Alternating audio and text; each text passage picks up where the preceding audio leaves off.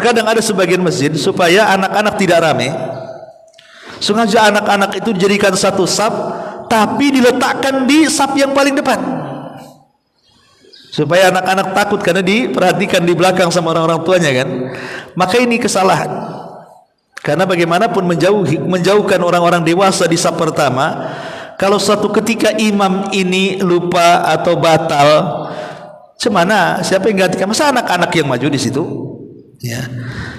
Maka sekali lagi, anak-anak itu layaknya jemaah yang lain yang datang, ya sebisa mungkin kalau dia sama orang tuanya, berdirikanlah di samping orang tuanya, dan sebelum sholat kasih tahu kalau nakal akan diberikan iqab dan begitu seterusnya. Ma'asyiral muslimat yang dimuliakan Allah Subhanahu wa taala. Kemudian bagaimana hukumnya kalau ibu-ibu ini ketika sholat ada dua saf umpamanya, sudah full, dua saf itu sudah full,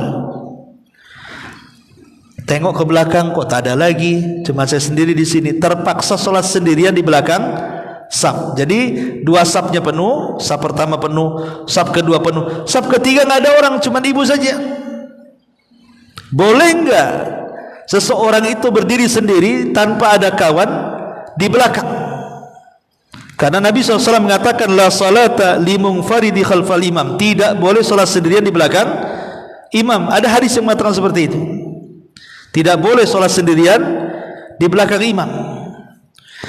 Maka para ulama mengatakan la yajuzu lil ma'mumin an yusalliya khalfas saffi munfaridan, tidak boleh bagi makmum salat di belakang imam itu sendirian, dan ini berdasarkan hadis yang tadi dibaca la salata limunfaridin khalfa imam.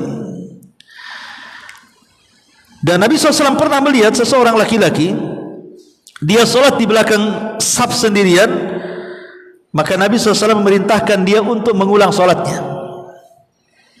Jadi Nabi SAW melihat seseorang dia tidak mengikuti saf, tapi dia malah salat sendirian di belakang saf. Selesai salat kata Rasul, irji fasalli, balik salat lagi kata Nabi. Bagaimana dengan dua riwayat ini? Masalahnya kan kita repot bu, kita salat sendirian kan ada larangannya, berarti minimalnya dua orang. Kalau dua orang berarti harus narik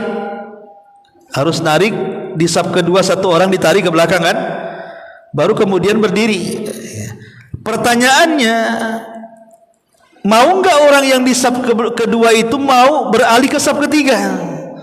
Karena bagaimanapun kan masing-masing saf makin depan itu kan pahalanya makin